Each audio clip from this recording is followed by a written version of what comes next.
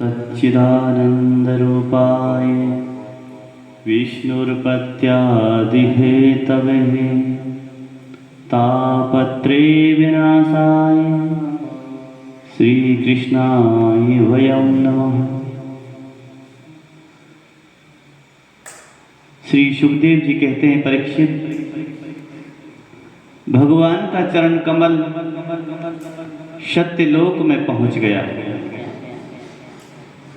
उसके नक्षचंद्र की छटा से सत्यलोक की आभा फीकी पड़ गई।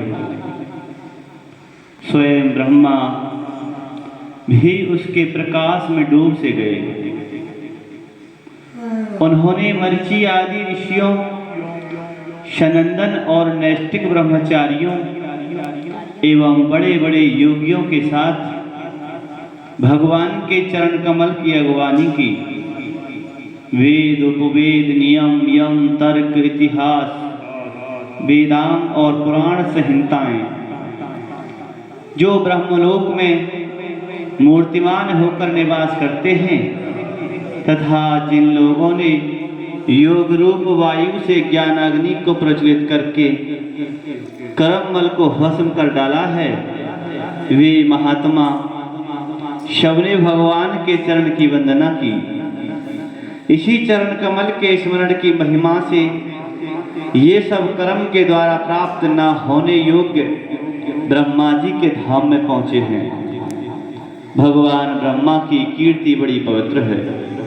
वे विष्णु भगवान के नाभि कमल से उत्पन्न हुए हैं। अगवानी करने के बाद उन्होंने स्वयं विश्वरूप भगवान के ऊपर उठे हुए चरण का अर्धपाद से पूजन किया, फिर ख्यालन किया।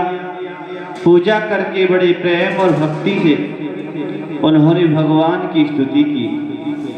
परीक्षित, ब्रह्मा के कमंडलू का वही जल विश्वरूप भगवान के पांव पखारने से पवित्र होने के कारण उन गंगा जी के रूप में परिणत हो गया, जो आकाश मार्ग से पृथ्वी पर गिरकर तीनों लोकों को पवित्र करती है। ये गंगा जी क्या है? भगवान की मूर्तिमान उज्ज्वल कीर्ति।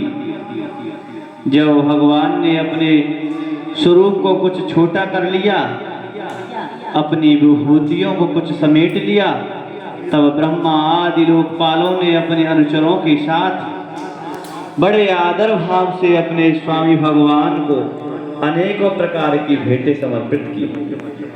उन लोगों ने जल, उपहार, माला, दिव्य गंधों से भरे अंगराग, सुगंधित धूप, दीप, खील, अक्षत, फल, अंकुर भगवान की महिमा से प्रभाव से युक्त स्तोत्र, जय घोष, नृत्य, बाजे गाजे, गान एवं शंख और दुंदुभी के शब्दों से भगवान की आराधना की। उस समय यक्षराज जाम्बवान मन के समान वेग से दौड़कर सब दिशाओं में भेरी बजा बजा कर भगवान की मंगलमय विजय की घोषणा कराई। दैत्यों ने देखा कि वामन जी ने 3 पग पृथ्वी मांगने के बहाने सारी पृथ्वी छीन ली। तब वे सोचने लगे कि हमारे स्वामी बलि इस समय यज्ञ में दीक्षित हैं, वे तो कुछ कहेंगे नहीं। इसलिए बहुत चिढ़कर वे आपस में कहने लगे, अरे यह ब्राह्मण नहीं है, यह सबसे बड़ा मायावी विष्णु है। ब्राह्मण के रूप में छिपकर यह देवताओं का काम बनाना चाहता है।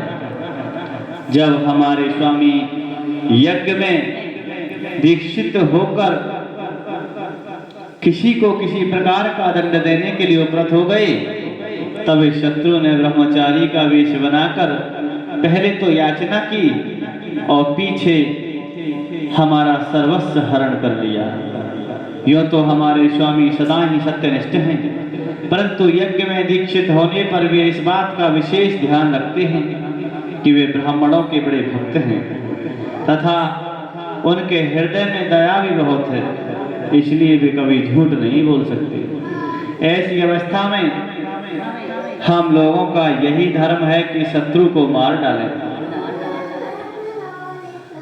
इससे हमारे स्वामी बलि की सेवा भी होती है। यह सोचकर राजा बलि के अनुचर असुरों ने अपने अपने हथियार उठा लिए।